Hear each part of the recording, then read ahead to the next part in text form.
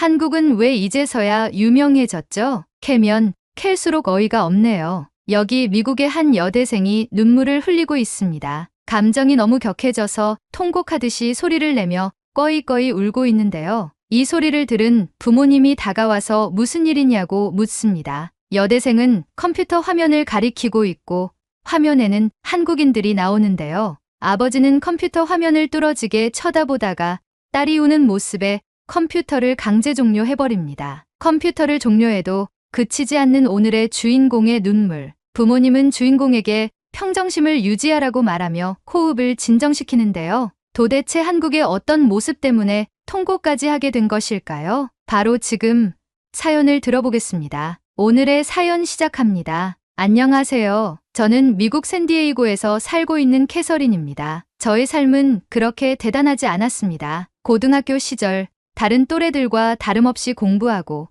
친구들과 어울려 다니며 생활하는 학생일 뿐이었죠. 하지만 한국이라는 나라 때문에 제 평범한 인생이 하루아침에 뒤바뀌어 버리는 일이 발생하고야 말았습니다. 때는 코로나가 발생한 2019년으로 되돌아갑니다. 그 당시 저는 고등학교 졸업을 앞둔 학생이었습니다. 코로나가 발병하며 학교에 등교하지 않고 집에서 생활을 해야 했어요. 부모님에게 저는 하나밖에 없는 딸이라서 외부 활동 자체를 금지시키셨습니다. 그러다 보니 자연스레 친구들과는 휴대폰이나 노트북으로 소통하게 되고 학교 수업도 원격으로 이루어지게 되었습니다. 저는 대학교를 가고 싶었기 때문에 공부도 남들보다 열심히 했습니다. 부모님의 기대를 저버리고 싶지 않았고 코로나로 인해 혼란스러운 대학 입시에서도 최선을 다해 학업에 임했죠. 아무래도 집에서 원격으로 홈스쿨링처럼 진행이 되다 보니 학업에 관련된 방대한 자료들을 검색하고 공부하며 저의 마지막 고등학교 시절을 보냈습니다. 그러다 저의 인생에 전환점이 한번 찾아오게 되었어요. 제 원래 목표는 아버지처럼 금융회사에 입사해서 아버지의 길을 따라가는 장래를 생각했습니다. 항상 정장을 차려입고 한 손엔 검은색 서류 가방을 들고 출근하시던 아버지의 모습이 어릴 적부터 멋져 보였기 때문입니다. 저도 깔끔하게 정장을 입고 아버지와 함께 회사로 출근하는 모습을 상상하곤 했었죠. 하지만 제가 꿈꿔온 장래희망이 바뀌게 되어버렸습니다. 코로나 때문이었죠.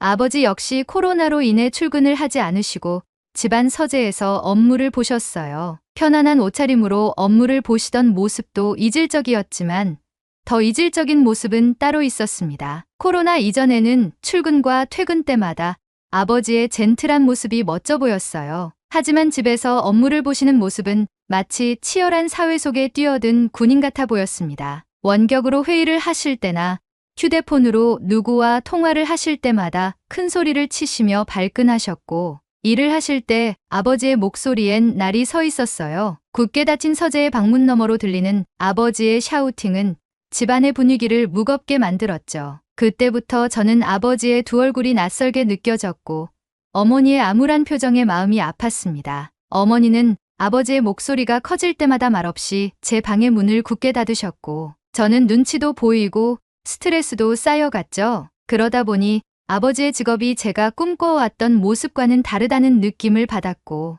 얼마 남지 않은 제 대학 진로에 큰 영향을 미치게 되었습니다. 공부도 손에 잡히지 않고 헤드폰을 끼고 음악을 들으며 멍하니 창밖만 바라보게 되기 일쑤였죠. 그렇게 대학 입시철이 다가오게 되고 저는 진로에 대한 생각이 정리가 되지 못한 채로 어찌해야 될지 모르는 지경에까지 이르렀습니다. 그리곤 생각했죠. 내가 무엇을 할 때 제일 행복을 느끼는가? 에 대한 질문을 저에게 계속 던졌습니다. 제가 어릴 적부터 원했던 진로가 무너지더라도 제 인생을 새로 개척하고 싶었기 때문이었죠. 그렇게 질문을 던지다가 순간 번뜩이는 생각이 머리를 스쳤습니다. 바로 미디어였어요. 코로나로 인해서 집에 있는 시간이 많아지면서 SNS나 TV 프로그램, OTT 서비스가 활성화되었고 소셜미디어에 수많은 사람들의 관심도가 올라가고 있었어요. 저 역시도 각종 스트레스를 풀 때마다 미디어를 활용하고 친구들과 소통할 때에도 사용하는 것이 소셜미디어였기에 미디어 장르로 진로를 나가보면 어떨까 하는 생각이 들었죠. 솔직히 저는 제 주관을 잘 봅니다. 저는 상상력이 풍부하진 않기 때문에 창작에 관련된 것은 거리가 멀다고 판단해서 작가나 PD는 멀리하고 엔지니어 계열로 나가야겠다는 생각이 들었어요. 편집이나 효과, 제작에 관한 부분이요. 그렇게 새로운 마음을 가지고 진로 상담을 할 때 선생님께 제 인생의 방향에 대해 설명드렸어요. 그리고 선생님은 미디어 계열에 관련한 대학 리스트에 추천서를 써주었죠. 그리고 난 후 저는 부모님께 제 진로에 대해 말씀을 드렸어요. 세상 모두가 힘들고 지칠 때마다 웃게 해주고 행복을 전해주는 미디어를 만들고 싶다고 말이에요. 그러자 어머니는 제 말을 듣고 응원해주기 시작했어요. 캐서린, 너의 인생은 내가 직접 그려나가는 거야. 코로나 시국 속에서 대학 입시에 고민이 많았을 텐데 꿋꿋이 너의 인생을 설계하는구나. 참 멋져. 어머니는 제 손을 꼭 잡고 저를 토닥여 주었고 저는 어머니를 껴안았습니다. 하지만 이내 밝았던 분위기는 사그라들었어요. 바로 아버지 때문이었죠. 아버지는 아무 말 없이 앉아서 바닥만 쳐다보고 있었어요. 저와 어머니는 아버지를 쳐다만 보았죠. 오랜 정적 끝에 아버지가 말을 꺼냈어요. 캐서린, 너의 선택이 옳은 것 같다. 현재 미국 경제는 암흑기야. 코로나로 인해서 많이 힘들어졌지. 나의 모습을 돌아보니 너의 선택에 영향을 많이 끼쳤다는 것을 직감할 수 있었단다. 아빠가 못난 모습을 많이 보여준 것 같아. 정말 미안하구나. 나는 하나뿐인 딸의 꿈을 응원해. 우리 딸이 엄마와 아빠에게 행복한 모습만 보여준다면 우린 그것으로도 기쁠 것 같구나. 잘 자라줘서 고맙다, 우리 딸. 그렇게 저는 부모님의 든든한 지원 속에 대학 입시 준비에 매진하였습니다. 선생님의 추천서로 대학에 면접도 보러 다니며 제 꿈을 향해 한 발짝씩 나아가기 시작했죠. 하지만 제 기대와는 달리 현실은 가혹했습니다. 여느 때와 같이 집에서 노트북으로 영화를 보고 있었습니다. 그런데 그 순간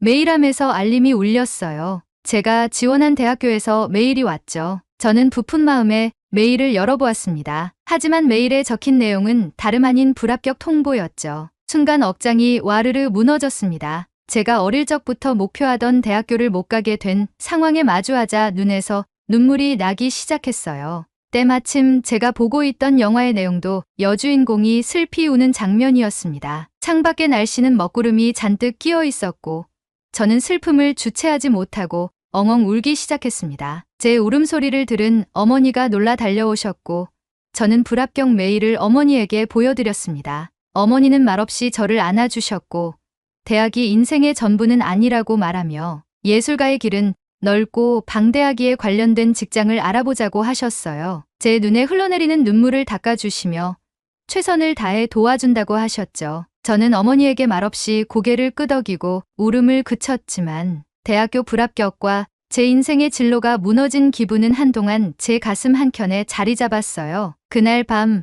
아버지가 저를 달래주러 제 방에 오셨지만 저는 이불 속에 꽁꽁 숨은 채로 제 스스로를 달래려 했습니다. 그렇게 우울함 속에서 살아가던 중 제 친구 마리가 연락이 왔어요. 마리는 저에게 대학이 어찌 되었는지 물었고 저는 떨어졌다고 했죠. 마리는 제 말을 듣고 저를 위로해 주었어요. 그리곤 자신도 대학에 떨어졌다고 말했죠. 저는 마리에게 물었어요. 마리, 대학에 떨어졌는데도 넌 밝아 보여. 인생이 무너지는 기분이 들지 않아? 그러자 마리가 대답했어요. 대학이 내 인생에 있어 중요한 부분은 아니라고 생각해, 캐서린. 꿈이 있다면 관련된 일을 하면서 배워나가는 방법도 있는데 꼭 대학이 전부일까?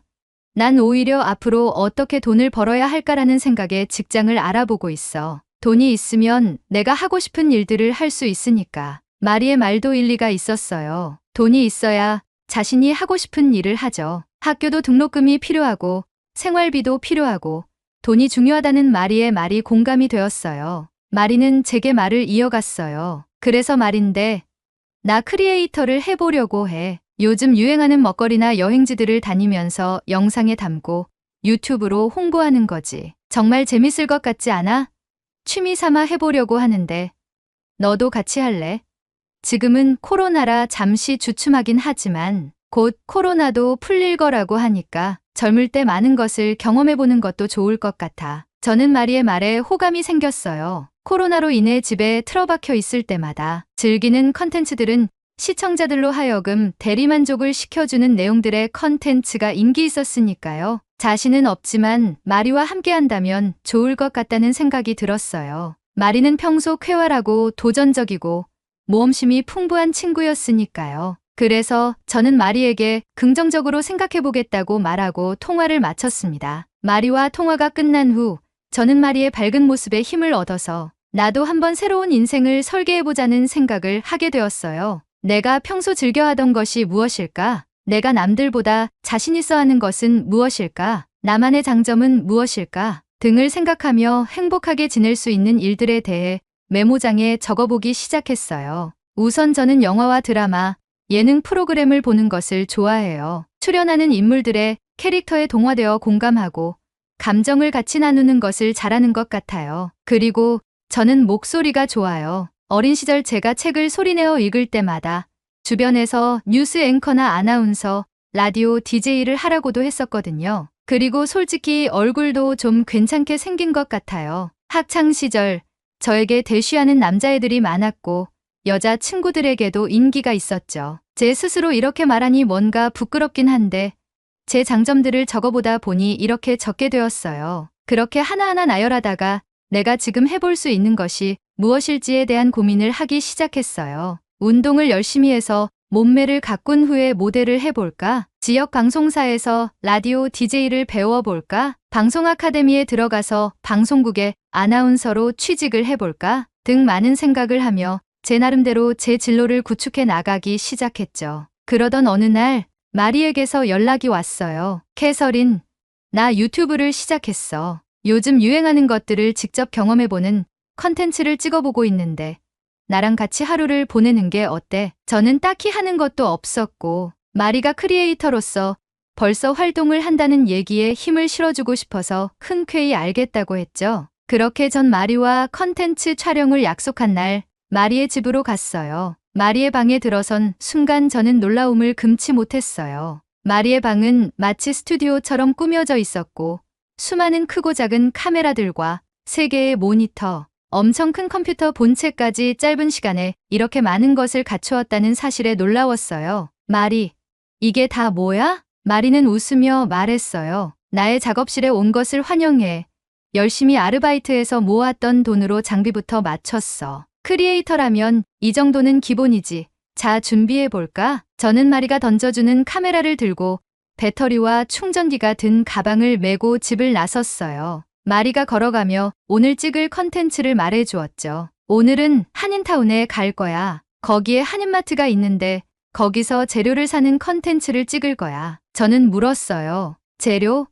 재료는 어느 마트에서든 다 파는 거 아니야? 왜 한인마트에 가야 해? 그러자 마리는 웃으며 말했어요. 요즘 한국 문화가 핫하잖아. K-팝의 인기가 올라가면서 나도 자연스레 한국 문화를 접했는데 BTS가 요즘 대세야. 너도 알지? 저는 BTS의 인기를 실감하고 있었고 저도 K-팝 음악을 간간히 듣던 터라 한국에 호의적이었어요. 맞아. BTS의 노래들은 정말 좋은 것 같아. 세계적인 아이돌이라는 것도 알지. 남자 그룹들 중에서는 그들이 제일 멋진 것 같아. 마리는 맞장구 치며 제게 말했어요. 그래, 캐서린. 오늘은 그들이 온라인 방송에서 만들었던 한국 음식을 만들어 먹어보는 컨텐츠를 할 거야. 그 음식은 바로 김밥이지. 저는 김밥이라는 말이 생소했어요. 도대체 어떤 음식인지 이해가 가지 않았죠. 그러자 마리는 김밥이라는 음식의 사진을 보여줬어요. 저는 마리에게 김밥이라는 음식에 대한 설명을 들었어요. 한국에서 피크닉이나 여행을 갈 때 간편하게 식사를 할 수 있게 만든 음식이라고 하더라고요. 한 입 크기로 잘라놓고 먹는 음식인데다가 맛과 영양이 풍부하다고 했죠. 저는 김밥을 만들어 본다는 것에 흥미를 느끼기 시작했죠. 그리고 그 순간 마리는 아무렇지 않게 카메라를 켜고 촬영을 시작했어요. 안녕하세요, 여러분. 오늘은 한국의 BTS가 추천한 한국의 음식, 김밥을 직접 만들어서 먹어보려고 해요. 그러기 위해선 재료부터 사야겠죠? 그래서 저와 제 친구 캐서린, 우리는 지금 한인마트를 가고 있습니다.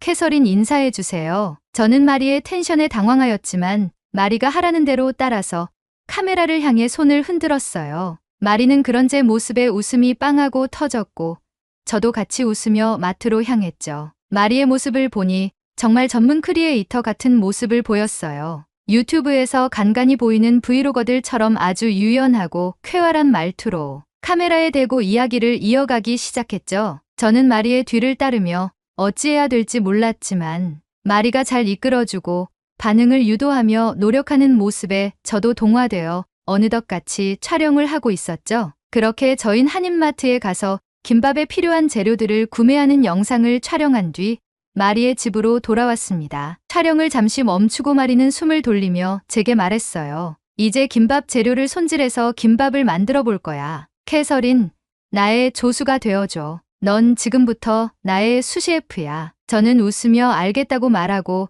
마리의 촬영 준비를 도와줬어요. 마리는 정말 준비성이 철저했어요. 하얀색 조리복과 앞치마를 2벌 준비해서 저보고 갈아입으라고 했고 그렇게 우린 웃으며 촬영 준비를 마쳤죠. 그렇게 김밥을 만들어보는 촬영이 시작되었어요. 중간중간 이야기도 섞어가며 편안한 분위기에서 촬영을 하다 보니 자연스레 저도 카메라가 익숙해지고 즐기기 시작했죠. 그렇게 우여곡절 끝에 김밥 만들기가 완성이 되었고 우린 김밥을 시식해봤어요. 저는 처음 먹는 한국 음식이 낯설었지만 김밥을 한 입에 넣는 순간 깜짝 놀라고 말았죠. 담백하면서 고소한 향이 입안을 감쌌고 각종 야채들의 아삭한 식감들이 어우러져 건강한 맛이 나는 기분이었어요. 마리, 이거 진짜 맛있다. 정말 대박이야. 마리는 맛있어서 다행이라고 말하며 자신도 먹기 시작했어요. 그리고 제게 한국의 김치를 곁들여서 먹어보라고 권했죠. 마리, 김밥은 김치와 함께 먹으면 정말 맛있대. 한번 먹어봐. 저는 김치와 함께 김밥을 먹었어요. 김치의 매콤함과 달달함이 김밥의 담백함과 고소함과 잘 어우러져 더욱 깊은 맛을 내었어요. 저도 모르게 제가 느끼는 표현을 카메라에 대고 설명하기 시작했고 마리는 이런 제 모습을 보고 웃기 시작했죠. 그러다 마리가 갑자기 저에게 말했어요. 이거 먹고 있어.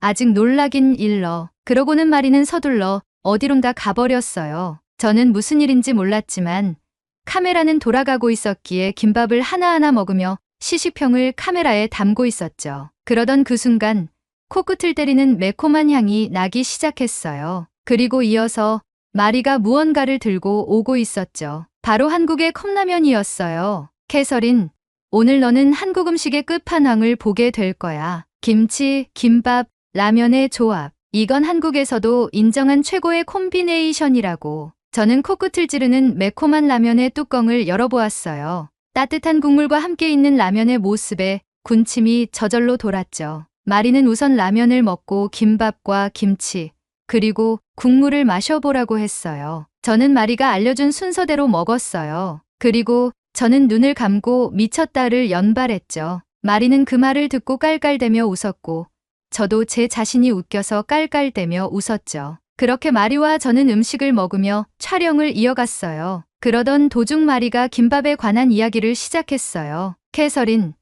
너 한국 영화 좋아해? 김밥에 관련된 한국 영화가 있는데 추천해줄게. 꼭 봐봐. 저는 이미 김밥과 라면에 반해버렸기 때문에 흔쾌히 그 영화를 보겠다고 다짐했어요. 그렇게 마리와 컨텐츠 촬영이 끝나고 식기들과 촬영 장비들을 정리하고 저는 집에 가보겠다고 했죠. 그러자 마리가 제게 말했어요. 캐서린, 오늘 어땠어? 저는 마리에게 말했어요. 아주 재밌었어, 마리. 하루 종일 촬영하느라 고생했겠지만 어느덧 나도 즐기고 있었고 맛있는 음식도 먹어서 좋았어. 또 해보고 싶다는 생각이 들었어. 그러자 마리는 저에게 제안을 했어요. 너도 시간이 될 때마다 이렇게 컨텐츠를 촬영해봐. 나름 즐거운 취미 생활이 될 거야. 그리고는 마리가 제게 카메라를 하나 쥐어줬어요. 이거는 빌려주는 거야. 마음껏 찍어보는 것도 좋은 방법 중 하나야. 아까 카메라랑 친해진 것 같아 보여서 보기 좋았어. 너도 잘할 수 있는 컨텐츠가 있을 거야. 저는 마리의 말에 힘을 얻으며 기회가 되면 찍어보겠다고 했어요. 그렇게 저는 카메라를 들고 집에 왔죠. 침대에 누워 카메라를 켜고 화면에 비치는 제 모습을 한동안 보면서 생각했어요. 과연 내가 어떤 컨텐츠를 만들 수 있을까? 그러다 문득 마리가 추천해준 한국 영화가 떠올랐어요. 그래, 마리가 추천해준 한국 영화를 보면서 리뷰하는 영상을 한번 찍어봐야겠다. 그렇게 저는 각오를 하고 잠에 들었어요. 다음날 저는 전날 밤에 각오를 되새기며 장비를 세팅하기 시작했어요. 유튜브로 영화를 리뷰하는 크리에이터들의 모습을 참고하여 카메라의 각도를 맞추고 컴퓨터를 틀어 영화를 검색하고 촬영 준비를 마쳤습니다. 혼자서 처음 하는 촬영이니 편안하게 생각하고 영화를 보자고 생각하고 영화를 틀었어요. 영화는 한국의 코미디 영화로 카테고리가 분류되어 있었고 저는 영화를 시청하기 시작했습니다. 한국어로 되어 있어 자막을 보며 영화를 감상하면서 속으로 생각했어요. 한국어를 조금이라도 알면 감정이 와닿는 게 더 크게 느껴지겠다라는 생각을 하며 영화를 봤어요. 하지만 자막으로도 전해져 오는 웃음 포인트들은 제 입꼬리를 올라가게 만들었어요. 그리고 중간중간 제가 너무 영화만 보는 것 같아서 제 속마음을 직접 말하며 영화를 봤죠. 그렇게 영화를 보며 혼잣말을 중얼거리는데 어느덧 제가 자연스레 영화 리뷰 컨텐츠를 만드는 기분이 들어 기뻤습니다. 나중에 마리에게 편집도 배워야겠다는 생각도 하며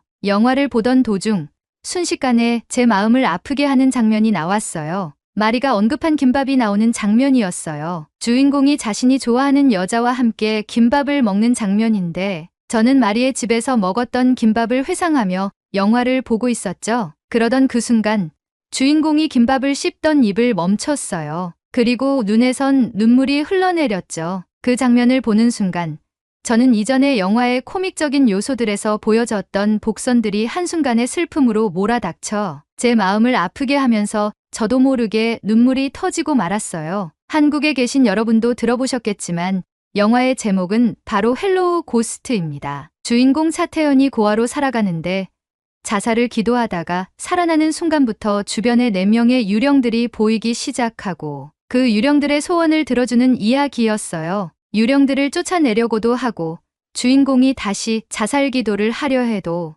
유령들이 이를 막으면서 주인공을 괴롭히는 내용이었죠. 유령들의 소원이 어이가 없어서 코믹적인 요소들이 초중반에 엄청 많이 보여서 단순히 웃으며 즐기는 영화로 생각했던 제게 마지막 반전은 큰 눈물을 자아내게 했습니다. 그 눈물의 매개체는 김밥이었고 저도 모르게 소리를 내며 통곡하게 되었어요. 제가 우는 소리를 듣고 부모님은 걱정이 되어 제 방에 들어오셨고 저는 그럼에도 불구하고 눈물을 쏟고 있었죠. 가슴이 찢어질 듯한 고통에 흐느끼고 있는 제 모습을 보시고 아버지는 컴퓨터를 종료했습니다. 어머니는 이게 무슨 일이냐며 왜 울고 있냐며 저를 안아주었어요. 저는 아버지에게 다시 컴퓨터를 켜라고 소리쳤고 아버지는 당황했습니다. 저는 부모님에게 자초지종을 설명하고 정말 슬픈 영화를 본 것 같다고 말하며 부모님에게 같이 영화를 보자고 했어요. 제가 감정을 컨트롤하지 못해서 흐느끼고 부모님까지 들어오셨기에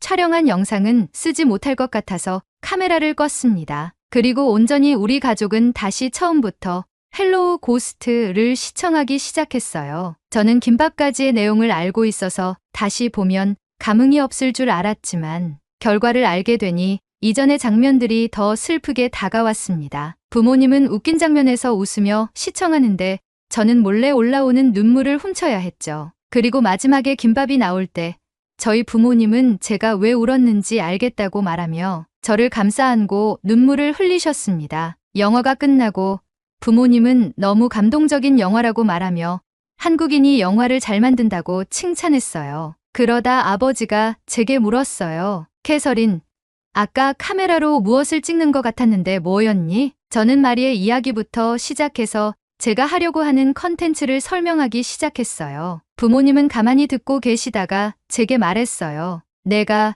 정말 좋아하는 일인 것 같구나. 어릴 때부터 넌 영화를 좋아했잖니?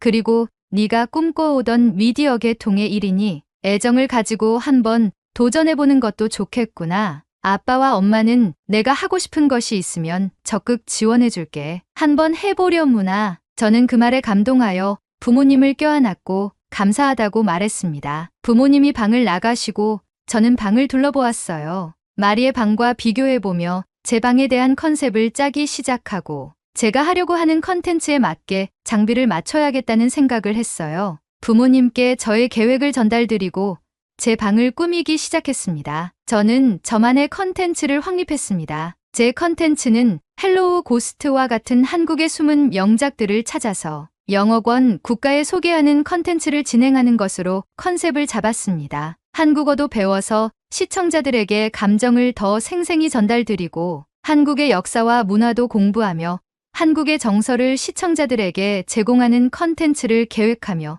진행하기로 했죠. 그렇게 크리에이터의 길로 접어들게 되었고 지금까지 활동하고 있습니다. 저는 트위치라는 라이브 방송 플랫폼에서 방송 중입니다. 한국에는 트위치 방송이 서비스가 종료되었다고 들었어요. 그래서 저는 한국의 컨텐츠의 해외 반응을 유튜브 영상으로 편집해서 유튜브도 해볼까 합니다. 몇 달 전 한국의 차태현 배우가 출연한 출연작 중 무빙이라는 시리즈가 유행이었어요. 라이브 방송 때 반응이 폭발적이었죠. 이미 수많은 사람들이 한국의 영화, 드라마를 즐기고 있고 호평이 이어지고 있습니다. 여러분이 직접 느낄 수 있도록 유튜브에 업로드할 영상을 만들어 올릴 테니 많은 관심 부탁드립니다.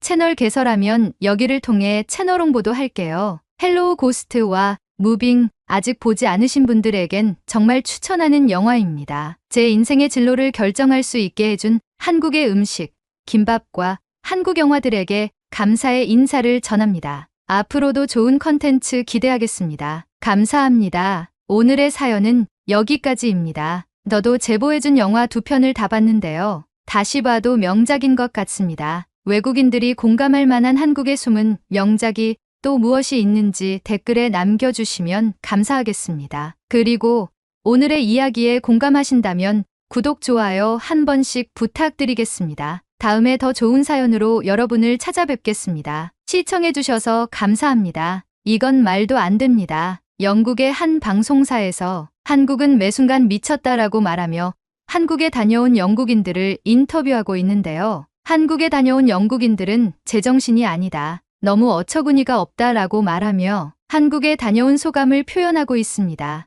이 발언으로 이 방송을 본 시청자들은 모두 입을 다물지 못하는데요. 여기 한국에서 특파원으로 활동한 한 영국 여성이 이에 대한 사연을 보내주어 소개해드리려 합니다. 도대체 영국에선 무슨 일이 있었던 것일까요? 바로 지금 사연을 들어보겠습니다. 오늘의 사연 시작합니다. 안녕하세요. 저는 BBC에서 특파원으로 활동하며 세계 각국을 돌아다니는 노라 베이커입니다. 저는 최근 한국에서 특파원 생활을 했습니다. 2019년부터 한국에서 특파원 생활을 했었으니 가장 오랜 기간 한국에서 특파원 생활을 했네요. 정말 많은 시간을 한국에서 보냈네요. 최근 영국에선 BBC 코리아의 관심도가 대단히 많이 증가하고 있어요. BBC 코리아에서는 한국의 뉴스와 인접국가의 뉴스를 보도하고 각종 이슈들도 여러분께 전달드리는 채널입니다. 저희 BBC는 50여 개의 나라의 해외 특파 협약을 맺고 있죠. 250여 명의 특파원들이 각 나라를 돌며 나라의 이슈와 인접국들의 뉴스를 전하며 전 세계에 관심이 있는 시청자들에게 유익한 정보를 전달하기 위해서 애쓰고 있습니다. 그런데 요즘 들어 BBC 코리아의 조회수와 영상 시청수가 급격히 많아지고 있어요. 제가 몸담고 있는 한국이라는 나라가 이렇게까지 무섭구나라는 것을 직접 체감하고 있죠. 가면 갈수록 핵폭탄 같은 무서움이 있다고 느끼는 나라예요. 저는 여러 나라를 취재하며 무섭다고 느꼈던 적이 한두 번이 아니었거든요. 저는 한국 이전에 특파원으로 갔던 나라가 이탈리아였어요. 이탈리아에서의 특파원 생활을 마치고 고국으로 돌아가 본사에 출근했을 때 동료들이 이탈리아가 어땠는지 많이 물어봤어요. 저는 우선 음식과 열정을 꼽았죠. 세계적으로 이탈리아는 미식의 나라이고 그들의 성격은 밝고 쾌활하며 항상 좋은 에너지를 방출한 것이 기억에 남았어요. 동료들은 그런 저의 소감을 듣고는 부러워했어요. 하지만 저는 이탈리아가 열정이 과도해서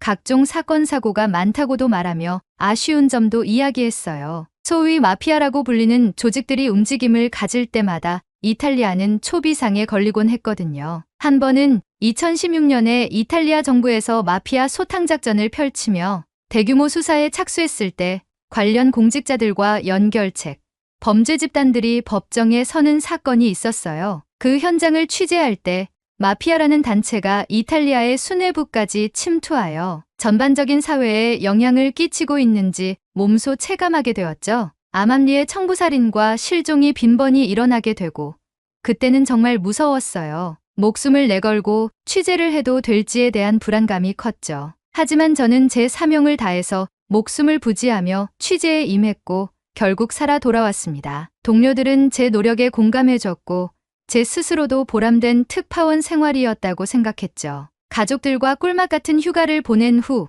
회사에서 연락이 왔어요. 다음 특파 행선지에 대한 내용으로 저를 회사로 콜했죠. 회사에 도착해서 팀장과 이야기를 나눈 후 저는 특파원 생활을 하며 그렇게 설레고 흥분되었던 적이 없었어요. 제 차기 발령지는 바로 한국이었기 때문이었죠. 그 당시 한국의 K-팝은 열풍이었고 한국의 문화산업이 전 세계적으로 인기를 몰고 있었어요. 게다가 2018년도에 한국과 북한이 정상회담을 가지고 한국과 북한이 평화의 이야기를 나누던 모습을 봤기 때문에 저에게 있어 한국이란 전 세계에 희망의 메시지를 전달하는 나라라는 타이틀을 가진 국가였죠. 저도 모르게 팀장에게 포옹을 하게 되고 한국으로의 특파원 생활에 대해 주변 지인들에게 소리치며 자랑하기 시작했어요. 나 한국에 간다 라는 말을 얼마나 많이 했는지 친구들도 처음엔 축하해주고 부러워하다가 나중에는 작작하라는 소리까지 할 정도였으니까요.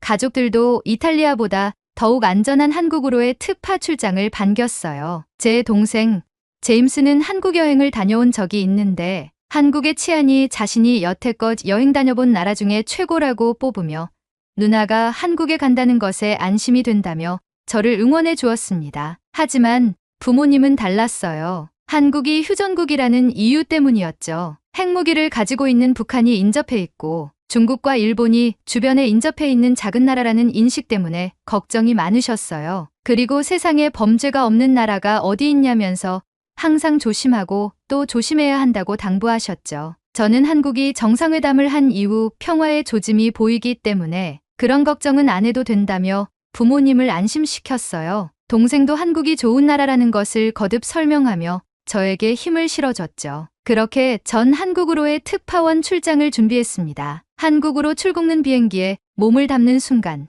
저는 설렘이 가득했어요. 세계적으로 인기를 얻고 있는 아시아의 작은 나라가 어떤 모습일지 정말 궁금했죠. 제가 탄 한국행 비행기는 한국의 대표적인 항공사였고 화면에는 한국의 K-팝 아이돌이 기내 안전사항을 전달하고 있었어요. 제가 탔던 비행기들 중 가장 세련되고 깔끔한 이미지를 심어주었고 승무원의 친절도는 상상을 초월했습니다. 그리고 승무원들이 하나같이 한국의 스타들과 같이 아름다움과 멋짐을 자아냈어요. 한국으로 출발하기도 전에 한국의 서비스에 감탄하게 되었고 제 설렘은 더욱더 커지기 시작했죠. 그렇게 안전하고 편안한 비행 끝에 저는 한국의 인천국제공항에 도착했어요. BBC 코리아의 직원들이 입국장에서 저를 맞이해 주었고 저는 벤을 타고 회사로 향했습니다. 창밖으로 보이는 풍경은 인터넷에서 보던 것보다 더 아름다웠고 산과 강이 어우러지고 고층 빌딩들이 줄지어 있는 모습이 한국의 수도라는 느낌을 주었습니다. 영국보다 더 세련된 건물들이 즐비하였고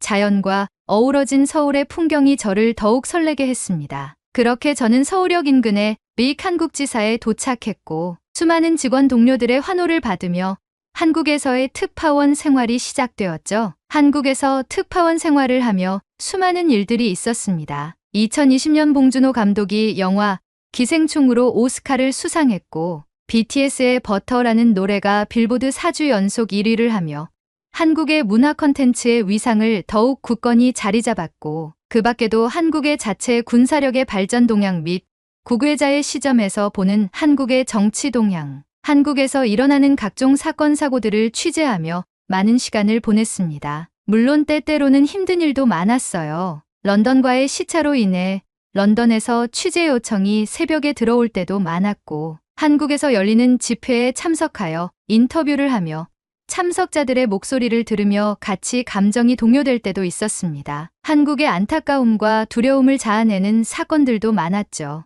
이태원에서 할로윈데이 때 수많은 젊은이들이 하늘나라로 떠나버린 참사는 많은 이들의 안타까움을 자아냈고 한국의 젊은 층들이 경제에 허덕이는 모습들을 보며 마음이 아팠습니다. 그리고 엠번방 사건으로 디지털 성범죄를 행한 비인격 단체들의 행동에 화가 나기도 했어요. 그리고 한국의 정상회담을 지켜보고 평화의 메시지를 전 세계에 전하며 살기 좋은 나라라고 생각하며 한국에 왔던 제게 북한의 우크라이나 파병과 남한과 북한을 잇는 도로와 철도를 폐쇄하는 모습에 전쟁이 임박할 것이라는 분위기를 자아내어 두려움에 떨게 하는 사건들도 있었죠. 부모님의 말처럼 세상에 사건 사고가 없는 나라는 없다는 말이 와닿는 순간이었어요. 하지만 저는 당당히 자부할 수 있습니다. 한국의 치안 시스템은 세계 최정상급이라는 것을요. 총기 소지가 불법이고 CCTV가 활성화가 되어 있어 24시간 전국이 감시망에 들어와 있고 한국의 높은 시민의식은 이루 말할 수 없죠. 최근 미국에서 넘어온 유튜버들을 참교육하는 한국 남성들의 모습을 보고 한국의 국민들은 불의를 보면 참지 못하는 시민의식을 가지고 있다고 생각했어요. 게다가 한국에선 총기 소지가 불법이라는 것이 참 다행이라는 생각도 들었죠. 만약 총기 소지가 합법이면 이러한 일이 발생했을 때 또 다른 살인이라는 범죄가 터질 가능성이 아주 컸기 때문이죠. 한국인들은 인격적으로 권선징악의 개념과 한국 고유의 한이라는 정서를 가지고 있기에 불의를 보면 참지 못하는 행동이 악으로 변모할까 두렵기도 했거든요. 하지만 한국인들은 이성을 가지고 있기에 이런 일이 일어나지 않을 것이라는 것은 자신할 수 있어요. 앞으로도 그런 일이 일어나지 않길 바라기도 하고요. 정말 제가 이렇게 바라는 이유는 한국에 있으면서 한국이라는 나라가 너무 사랑스러워졌기 때문이에요. 한국에서 취재를 하며 한국의 문화와 생활을 느끼고 한국인들의 태도에 감동을 받기도 했어요. 한국인들은 존중이라는 마음을 기본 베이스로 깔고 사람들을 대하는 것 같아요. 외국인이라고 차별도 안 하고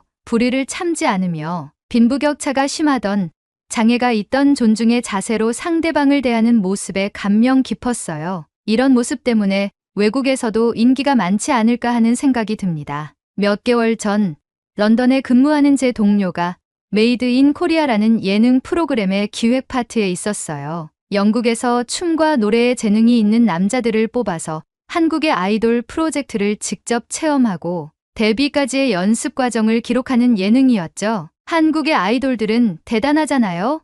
이미 BTS, 블랙핑크, 빅뱅, 아이유 등 전 세계에 각인된 아이돌이 무수히 많이 탄생하고 있는 나라잖아요. 한국의 K-팝 문화는 그만큼 파급력이 대단해요. 제 동료가 이 프로그램을 기획하는 단계에서 저와 한국에서 만난 적이 있어요. 그런데 그 친구는 한국을 모티브로 한 기획을 한다는 것 자체에서 흥분감을 감출 수 없었다고 했어요. 저희는 삼겹살을 먹으며 이야기를 나눴었는데 그 친구가 말했어요. 노라, 이 프로그램을 기획할 때부터 난 너무 설렜어. 무조건 한국에 출장을 가야만 하는 상황이기 때문에 너무 행복했거든. 그런데 한국은 나의 상상 그 이상의 나라야. 너도 느꼈겠지만 비행기를 타고 한국에 올 때부터 설레지 않았니?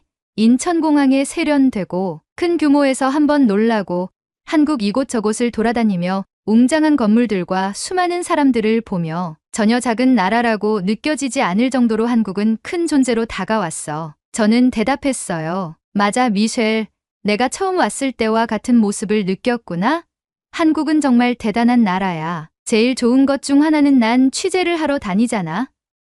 그런데 한국은 24시간 밝아. 밤에도 안전한 느낌이 들어서 다른 국가에 비해서 취재할 때 무서운 느낌을 받지 않아. 한국이 CCTV가 많은 것 알지? 한국의 치안이 전 세계에서 손꼽히는 이유가 한국의 CCTV는 24시간 돌아가고 있다는 거지. 난 이 나라에서 떠나고 싶지 않아. 저는 한국의 소주와 맥주를 결합한 소맥을 타며 미셸에게 말했죠. 미셸은 제 모습을 보고 웃으며 말을 이어갔어요. 정말 넌 한국 사람이 다 된 것 같아. 그냥 머리만 노란 한국인이야. 행동이 너무 자연스러워. 한국어도 할 줄 알아? 저는 대답했어요. 한국어 너무 쉬워. 처음엔 낯설게 느껴지는데 너도 배워보면 금방 배울 거야. 한국에선 한국어를 한글이라고 불러. 그리고 한국인들에게 한국어를 물어보면 모두 친절하게 설명해줘서 배우기 편할 거야. 미셸은 깔깔 웃으며 저에게 안녕하세요와 감사합니다. 삼겹살 주세요. 소주 주세요 등을 배웠어요. 한국의 술집이나 음식점에 가면 사용할 수 있는 말들이었죠. 그렇게 이야기를 하다가 미셸이 말했어요. 한국이 좋은 이유 중 하나가 생각났어. 내가 흑인 혼혈이잖아. 그런데 흑인이라고 해서 차별하지 않아. 그냥 한 명의 외국인으로 대하며 친절하게 대하는데 너무 감동받았어. 저도 그 말에 공감했어요. 한국에서 상대방을 존중하는 의미라고 설명하며 예절이라는 단어로 설명했죠. 그리고 전 물었어요. 미셸, 내가 진행하고 있는 프로그램 엄청 대박이 날 것 같아. 어떻게 기획하게 된 거야? 미셸은 맥주잔을 내려놓으며 이야기를 이어갔어요. 영국에서 작년에 보이밴드를 뽑는 오디션을 진행했어. 그래서 5명의 남자들이 뽑혔지. 그들은 디어 앨리스라는 팀명을 갖게 되었어. 너도 알잖아? 전 세계적으로 오디션 프로그램이 정말 대세라는 것을. 그런데 총괄 PD가 보이밴드를 세계적인 아이돌로 만들어보자는 아이디어를 냈어. 그럼 어떻게 해야겠어? 한국으로 와야지. 한국하면 아이돌, 한국하면 K-팝 아니겠어? 한국의 아이돌 시스템이 우월하니 한국에서 평가받고 트레이닝을 해보자. 한국에서 영국인 남성 그룹으로 한국형 아이돌을 만들어보자. 라는 취지로 기획 단계에 들어가게 된 거지. 그래서 이미 한국의 유명한 아이돌 회사랑 협업 계약도 했고 프로그래머 하기로 했지. 엄청 기대돼. 저는 미셸의 이야기를 듣고 감탄할 수밖에 없었어요. 미국과 유럽의 우수한 음반사들을 뒤로하고 한국에서 아이돌을 만든다는 말을 들었을 때 한국의 위상이 지구를 뚫어버리고 있다는 생각이 들었죠. 저와 미셸은 그렇게 한국 찬양을 하며 행복한 추억을 쌓았었어요. 그렇게 메이드 인 코리아는 성공적으로 프로그래밍이 되었고 한국에서 아침마당 격인 영국의 디스 모닝에서 인터뷰를 진행했는데 시청률이 28%라는 경이적인 기록을 경신했어요. 영국의 젊은 세대들도 한국의 아이돌 시스템과 영국 보이밴드의 성장을 궁금해하며 프로그램을 시청했다고 해요. 이렇듯 한국은 정말 많은 추억을 안겨준 곳이 되어가고 있었죠. 그런데 최근 정말 아쉬운 일이 생기게 되었어요. 한국에서의 특파원 생활을 마무리하고 중국으로 파견 준비를 하라는 상부의 지시가 떨어졌기 때문이었죠. 저는 베이징으로 파견을 가게 되었고 한국에서의 생활을 정리해야만 했습니다. 통보가 내려왔을 때 저와 함께한 한국의 동료들이 모두 입을 틀어막았어요. 저는 특파원 생활은 늘 그런 것이라 아쉬우면서도 대수롭지 않게 느껴졌지만 이번엔 달랐어요. 저와 함께 동고동락한 PD들과 작가들이 눈물을 보이기 시작한 거예요. 저도 그 모습을 보고 눈물이 앞을 가리기 시작했죠. 하지만 현실을 받아들이고 저는 앞으로 나아가야만 했습니다. 팀원들을 달래고 애써 웃으려고 노력했죠. 그 이후로 저는 별도의 취재를 하러 다니지 않고 출근도 하지 않았어요. 정리도 필요할 뿐더러 베이징으로 파견 가기 전 런던으로 귀국할 준비도 해야 했기 때문이었죠. 그렇게 숙소에서 짐을 싸던 도중 제 담당 김 PD가 연락이 왔어요. 노라, 준비는 잘하고 있어요? 당신이 없으니까 허전해요. 저는 그 말을 듣고 마음이 아팠어요. 하지만 제가 슬퍼하면 모두 슬퍼할 것 같아 애써당당하게 말을 이어갔죠. 김, 나도 너무 아쉬워요. 한국에서 눌러앉고 살고 싶을 정도라서 짐도 제대로 못 싸고 있어요. 짐을 싸다가 창밖을 보면 짐을 싸던 손을 놓게 돼요. 그러자 김 PD는 제게 말했어요. 나와요. 술이나 한잔해요. 제가 보내는 주소로 와요. 저는 알겠다고 말하고 나갈 준비를 했어요. 함께했던 동료가 챙겨주니 고마웠죠. 술 한잔하며 후를 털어버리기 위해 보내준 주소로 갔어요. 그런데 그곳은 평범한 술집이 아니었어요. 마치 집과 같았죠. 요즘 유행하는 로제의 아파트, 노래가 떠오르는 집이었어요. 저는 PD가 나를 집으로 초대한 것인가? 라는 생각으로 전화를 걸었어요. 주소에 도착했는데 아파트예요. 집으로 초대한 거예요? 그러자 김 PD는 내려오겠다고 말했어요. 저는 의문이 든 채 기다리고 있었고 김 PD가 내려왔죠. 그런데 당황스러운 일이 발생했어요. 엘리베이터를 타고 올라가던 도중 김 PD가 눈물을 흘리는 거예요. 저는 그녀를 달래며 말없이 안아주었어요. 그러자 김 PD가 눈물을 닦으며 미소를 지으며 고개를 끄덕였어요. 문 앞에 도착해서 그녀가 비밀번호를 누르고 문을 열어줬어요. 저는 고맙다고 말하며 안으로 들어갔어요. 불이 꺼져 어두웠고 현관에만 불빛이 가득했죠. 중문을 열고 들어가는 순간 놀라운 일이 벌어졌어요. 불이 켜지며 저와 함께 동고동락한 동료들이 고깔모자를 쓰고 풍선을 흔들며 저를 맞이해 주었고 거실에는 BBC 코리아의 최고의 특파원이라는 플랜카드가 붙어져 있었어요. 그리고 곧이어 폭죽이 터지고 케이크를 들고 작가님이 다가왔죠. 케이크에는 제가 취재용 마이크를 잡고 웃고 있는 캐릭터가 꽂혀 있었고, 케이크에는 한국의 정을 그대에게 라고 적혀 있었어요. 저는 그것을 보는 순간 눈물이 왈칵 쏟아졌고 소리를 내며 크게 울어버렸어요. 팀원들은 그런 저에게 다가와 저를 꼭 끌어안아주며 수고했어요. 고생 많았어요. 사랑해요. 라는 말을 건네며 저를 달래주었죠. 그리고 저와 함께했던 카메라 감독님이 케이크의 크림을 제 얼굴에 바르며 울지마. 어떤 현장에서나 밝고 당당하던 노라 어디 갔어? 라고 소리를 치기 시작했죠. 금세 분위기는 화기애애해지고 저는 깜짝 서프라이즈 파티를 열어준 팀원들에게 감사의 인사를 드렸어요. 김 PD는 샴페인을 들고 와서 오픈하고 남은 팀원들은 거실의 테이블 위로 음식들을 하나 둘씩 가져오기 시작했죠. 음식들은 하나같이 제가 한국 생활을 하면서 좋아했던 한국 음식들로 가득 차기 시작했어요. 잡채와 갈비, 미역국과 김치전, 그리고 제가 제일 좋아하는 떡볶이, 튀김, 순대 조합까지 모든 게 완벽한 저녁 한상이었어요. 저는 그렇게 팀원들과 특파원으로 활동하면서 경험했던 추억들을 회상하며 즐거운 자리를 가졌어요. 그날 술도 많이 먹어서 하룻밤을 지샌 후 출근하지 않는 몇몇 동료들과 해장으로 국밥까지 마무리하며 저는 기분 좋은 마음으로 집으로 돌아왔습니다. 그리고 전 동료들의 환대를 받으며 런던으로 돌아왔죠. 본사 팀원들과 가족들이 저를 반겼고 한국에서의 생활을 엄청 궁금해했습니다. 저는 마지막에 한국인들의 정이라는 것을 느끼고 왔다고 말하며 이 부분에 대해 엄청 자세히 얘기해 주었죠. 팀원들과 가족들은 이 얘기를 듣고 한국으로 파견 가길 정말 잘했다고 말하고 몇몇은 부럽다고도 말했습니다. 저는 한국이라는 나라는 인생에 한 번은 꼭 가야만 하는 나라라고 한국 자랑을 입이 부르트도록 하고 다녔어요. 그만큼 한국이라는 나라는 저에게 제2의 고향처럼 자리 잡았습니다. 가족들과 모처럼 모여 저녁 식사 자리를 갖게 되어 식사를 하던 중 어머니가 제게 물었어요. 다음 파견 가는 나라가 중국이라던데 어디로 가는 거니? 저는 베이징으로 간다고 했고 기간은 미정이라고 했어요. 그러자 어머니는 제게 걱정 어린 말투로 말했어요. 중국인들이 유럽 여행을 오면 좋지 않은 모습들을 많이 보여줘서 그 나라의 중심부로 간다는 게 썩 내키지는 않다. 그리고 거긴 공산주의 이념이 강한 국가이니